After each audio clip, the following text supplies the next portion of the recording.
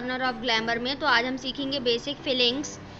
मैंने डिज़ाइंस लिखा हुआ है पर ठीक है, आप फिलिंग्स सीख रहे हैं जो मेहंदी डिज़ाइंस के अंदर हम फिल करते हैं। तो आइए शुरू करते हैं। पहली फिलिंग, ऐसे ही दूसरी, तीसरी, चौथी और 8 फिलिंग्स मैंने बताएंगे जिन्हें आप हर डिज़ाइंस के अंदर यूज़ कर सकते हैं। तो आप सीखिए और बताइए आपको कैसी लगी, और कमेंट में आप ये भी बता देना कि आपको सबसे अच्छी फिलिंग कौन सी लगी।